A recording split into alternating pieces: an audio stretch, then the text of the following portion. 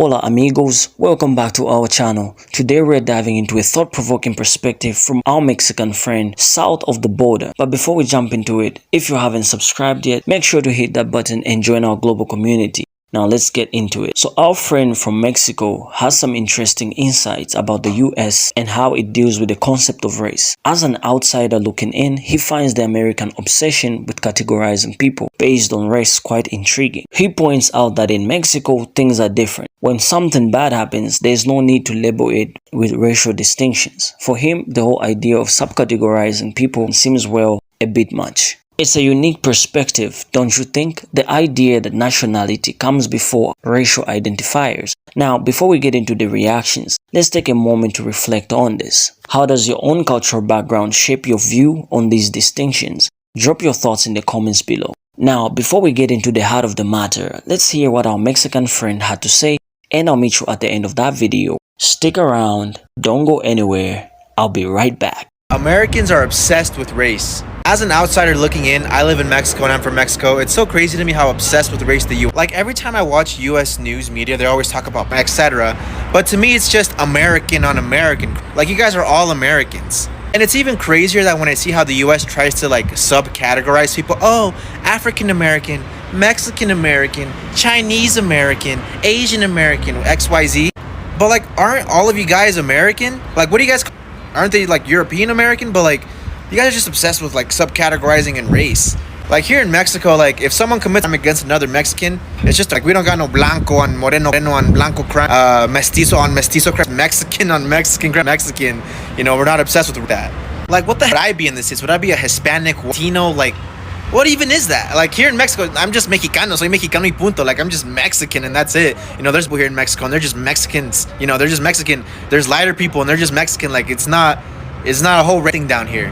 But anyways, guys, it's just something that I wanted to see your guys' perspective on. Let me know what you guys think. Now, that was our Mexican friend giving us his 2 cents on this topic. But our own thoughts, leave them in the comment section below. Now, most people wouldn't agree with our friend because experiences are as unique as individuals themselves. And that is why we're bringing you diverse opinions of different people from diverse backgrounds so that you can have a wider narrative of what is at play here. Stick around after these reaction clips and I'll be giving a breakdown after that. Let's get into it. This creator is saying that Americans living in the US are obsessed with race, which is completely true, but then goes on to say that Mexicans living in Mexico aren't, which is false. If Mexicans aren't obsessed with race, why were many of us told growing up and even now que tenemos que mejorar la raza? Why were some of us called güero, güerita, and some of us called morena or prieta? That's not race. What do you think the root of color is?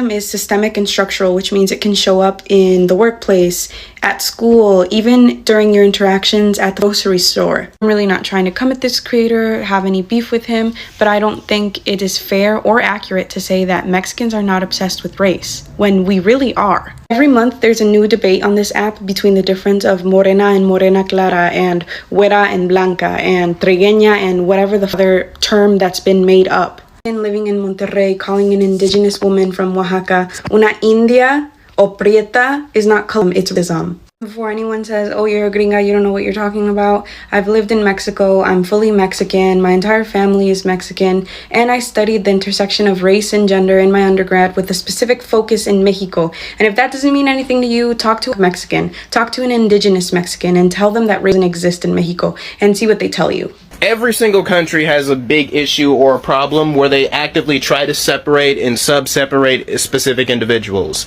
You live in Mexico, and I know for a fact there are tons of Mexican people in Mexico that would treat other Mexicans like absolute when they are in Spanish, and not even just Spanish in general, just a specific type of way that they personally speak Spanish. They will actively treat other Mexicans like crap in general. Japan has also just worth ethic, how much money you make, the way you look, the way you dress, and a bunch of other things. And don't even get me started in the fact that they just hate men. Canada just hates men. Legally, that is. I have a really big problem when people go online and think that their country doesn't have a problem, especially when we're talking about Latin America, because I'm sorry, but any country that was made on the oppression of Native American people while bringing in slaves and European ideas is going to have literally the entire continent of North and South America. So, of course, Latin America is going to have race issues. Let me say something to you. Ignore the heater and the desk heater. The way I'm half African American, half Afro Latina, right? The way that Latinos fresh off the boat tell me when we first moved to Massachusetts, babe, it wasn't just the Dominicans, it wasn't just the Puerto Ricans, it was also the Mexicans. In fact, in Michigan, when we lived in Flint, Michigan, those Mexicans that was fresh off the boat were calling my siblings the N-word in the middle of class. If Latinos didn't care about race, there wouldn't have been hundreds of Africans in Latin America. If Latinos didn't care about race, mejor la raza would not be a thing. That wouldn't exist. Demons, just demons. Language, which is Spanish, and the colonized religion, which is Catholic and Christian. And it's that fact that we don't talk about race, that we judge each other based on what side of the border we stay on. Because just like Americans are judging everybody that's outside of the border, like Mexicans, anybody else, we do the same thing. If a Mexican finds out somebody Salvadorian might look just like them, they'll judge them off of that, because we have been deeply to where we identify with our nationalism as well. And this is exactly why y'all need to start looking at mestizos and white mestizos as the white that they are. They are the white Latin America. They are the dominant group of Latin America. This is the dominant classes trying to speak over and for the racial classes of Latin America. They are akin to Anglos in the US who will say similar. Oh, there's not a big deal with race here. Of course not. You're not being racial, part of the dominant group. Just like white people don't discover that they're white until they're in their 30s. People know they're black at what, age 4? And you ask that of a person in Panama, Cuba, Colombia, it's going to be similar. You ask that of a white mestizo in Colombia, Cuba, Panama, they're going to say the similar things as he is saying, as Anglos do in the States. Why do you think we have certain names for each of the groups? I'll give you a second to process it. See, Mexico, it's going to be a very different situation because, for the most part, the entire population is the same. Everyone, for the most part, is Mexican. I'm sure there's some white people or whoever who moved to Mexico and are part of the Mexican population. But the majority of Mexico are Mexican, Latino, Hispanic. In America, they're accepting of everyone. We very much... And that's why you see the news media, they still report on some very real issues. How a white woman or white man lives is very different compared to how a woman or Latino man or Latino woman lives in America. Our lives are vastly different and our lives get affected in vastly different ways. Now, let's dive into the fascinating realm of the indigenous perspective on race in Mexico. The historical echoes of colonization and mestizaje, often viewed through the lens of privilege, create a tapestry of complex dynamics, microaggressions, injustices, and prejudice interweave, shaping the daily experiences of indigenous communities. Unpacking these layers offers profound insights into the challenges faced and resilience displayed. Get ready for a deep exploration of the intricate threads that contribute to the rich fabric of Mexico's racial narrative. The indigenous perspective is a crucial chapter in understanding the broader canvas of societal dynamics. Now, let's shift our focus to an equally vital perspective, the Afro-Mexican insight. Delving into the recognition of Afro-Mexican identity unravels a narrative that challenges the assumption that race is a non-issue in Mexico. We will confront the structural inequities faced by Afro-Mexican communities, navigating through the intricate web of microaggressions and prejudice that shape their experiences. Get ready for an eye-opening exploration as we continue to unravel the diverse layers of Mexico's complex racial tapestry. The Afro-Mexican perspective is a crucial piece in understanding the multifaceted dynamics at play. Now, let's unravel the intricate tapestry of color and Arturicism in Mexico. It is essential to delve into the nuanced differences between these two phenomena, shedding light on the pervasive issues faced by various ethnic groups in the country. From microaggressions to systemic injustices, we will explore the geopolitical dimensions that shape these experiences as we continue our journey through the diverse perspectives that shape Mexico's society. The exploration of these issues adds another layer to our understanding of Mexico. Let us dissect the intricate interplay of cultural dynamics and colonial history in shaping the perception of race in Mexico. From microaggressions to systemic prejudices, we should analyze the geopolitical dimensions that underpin these cultural dynamics. During comparisons with the US, we challenge the notion of a post-racial society, unraveling the complexities that persist. Stay tuned for the next insightful perspective as we continue our exploration, peeling back the layers of Mexico's racial tapestry. Get ready to delve deeper into the cultural dynamics that influence the perceptions in this ongoing discussion.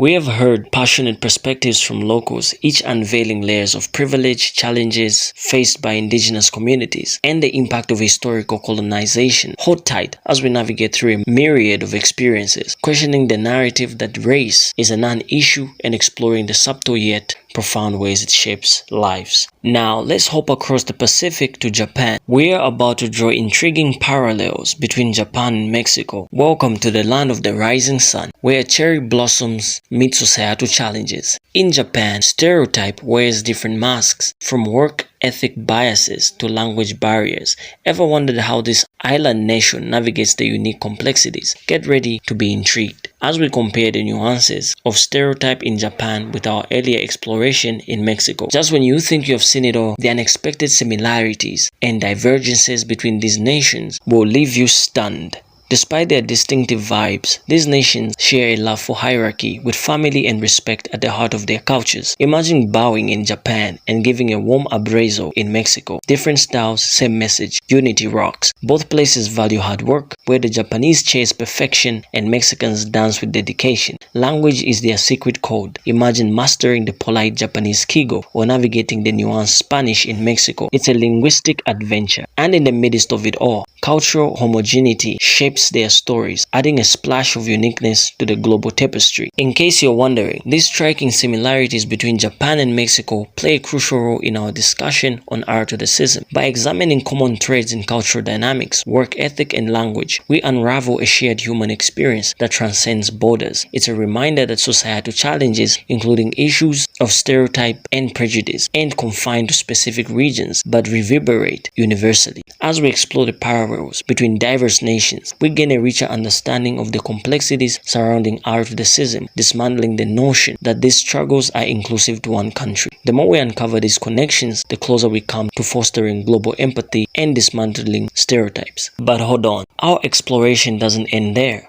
As we shift our gaze towards the Maple Leaf Nation, Canada, we encounter a playful jab as its own challenges. The legal biases faced by men become a focal point, prompting us to question claims of exceptionalism. Are societal issues truly confined by borders, or do they echo universally? The Canadian critique adds yet another layer to our global understanding of injustice and prejudice. In a world often marred by biases, it is essential to celebrate the beauty of standing out and embracing our differences. Society's preconceived notions might instill fear in the hearts of those who feel marginalized, but let's challenge the narrative. Our uniqueness is not a burden but a gift, a source of strength that adds vibrant hues to the canvas of humanity.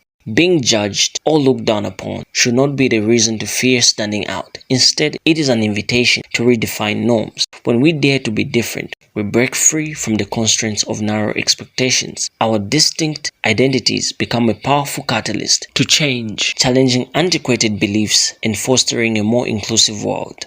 Every individual, irrespective of their background, deserves to stand tall and proud. Embracing our differences not only empowers us individually, but contributes to the collective richness of our shared human experience. Let's shift the narrative from fear to empowerment, encouraging everyone to be unapologetically themselves.